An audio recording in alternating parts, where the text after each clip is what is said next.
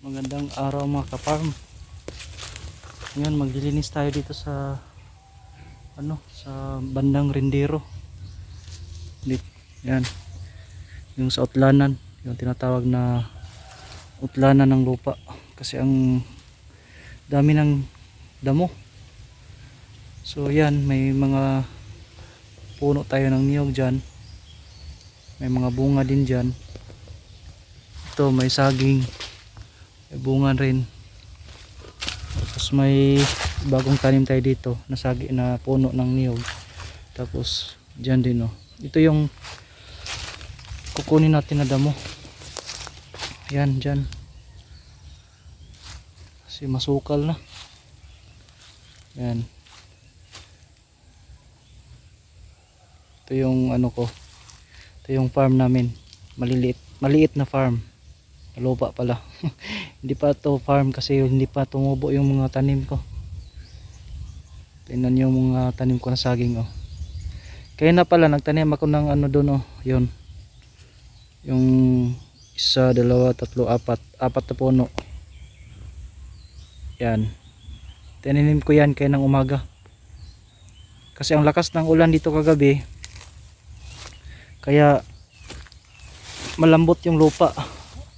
Maaga akong nagtatim kayo na. Yan, yan yung lupa natin na hindi pa napuno ng mga tanim. Dahan-dahan lang.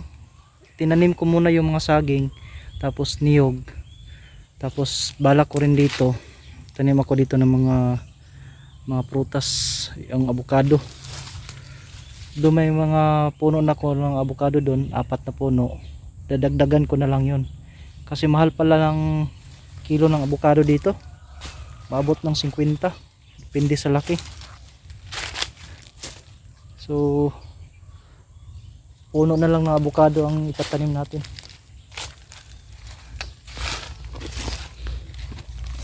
Tapusin muna natin dito.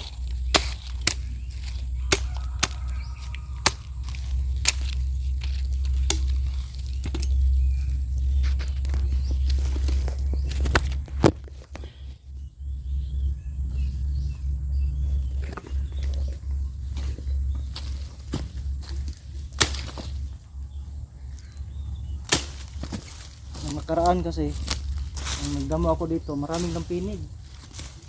Nabol tayo kaya hindi ko nakukuha.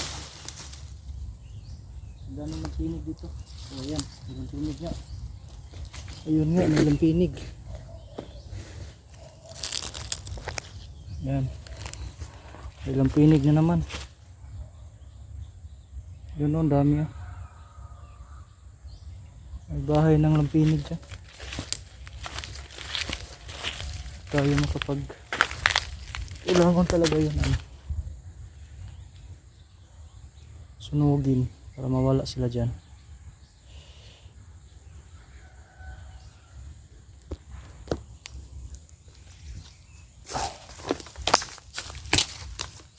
Ito na lang.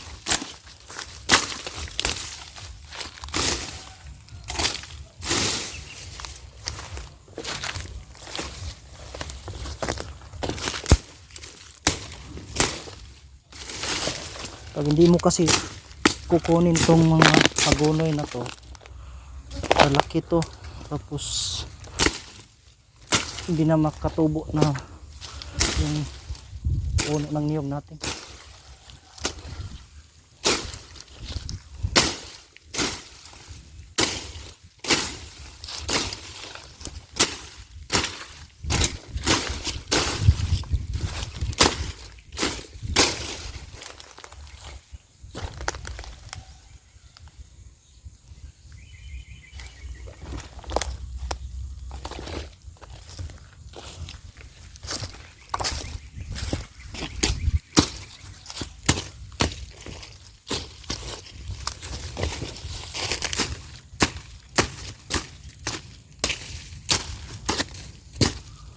Hindi na naha tong puno na to. Isa na lang natira.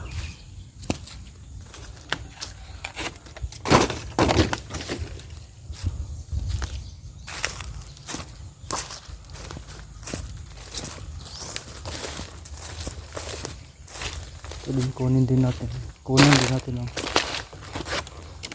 bulok na dahon.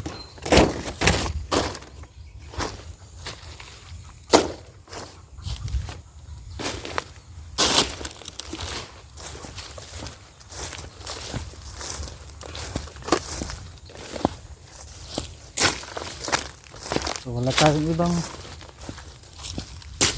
madamuhan, ito na lang ang maliliit.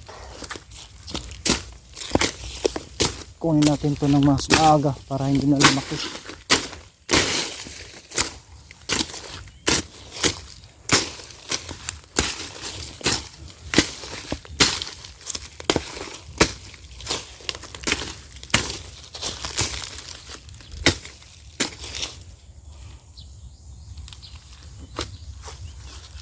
Tapos check natin yung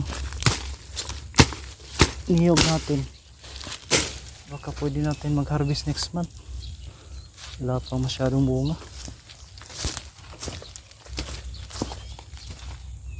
Ito sa kabila, ito may ano na, makuha na tayo dito.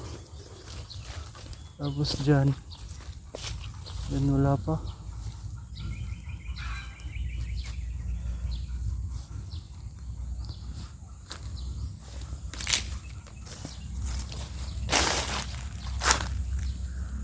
Yung saging natin, oh, ang liit ng bunga.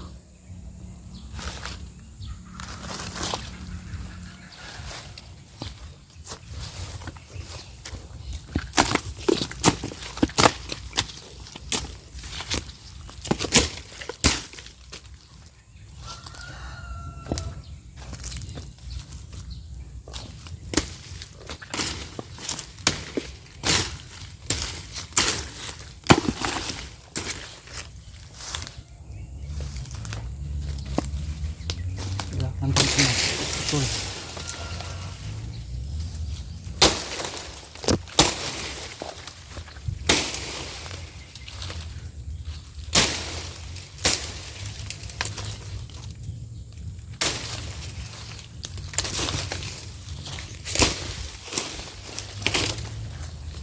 Para mawala yung mga lampinig.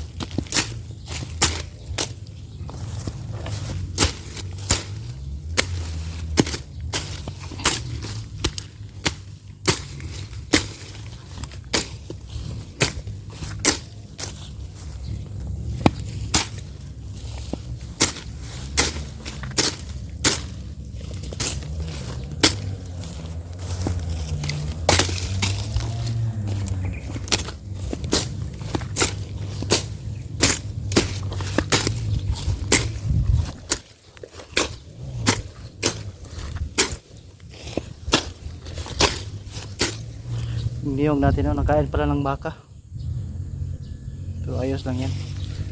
Tutubo din yan ulit.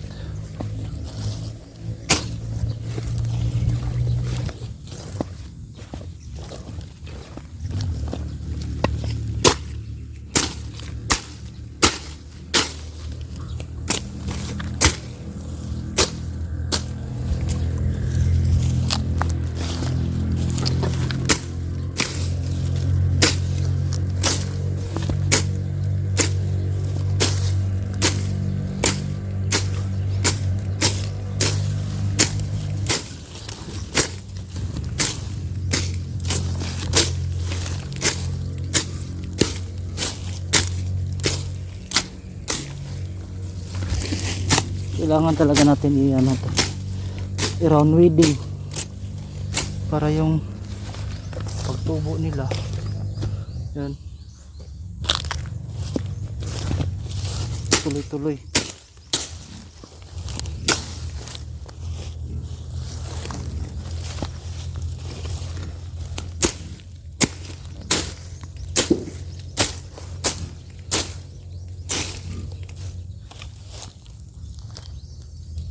yung tinanim natin kanina.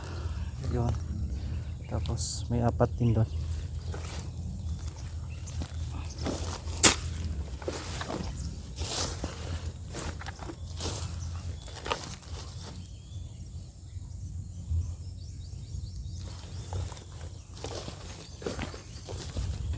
Check din natin yung ano natin, Madre de Agua. Kung ano nang update, kung buhay pa ba or patay na.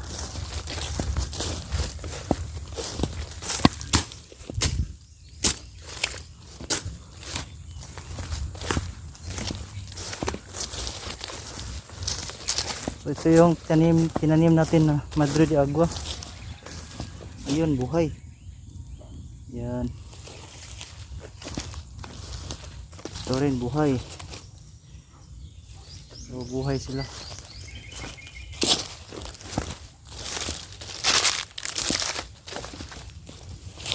Dito dito rin buhay siya. So yan.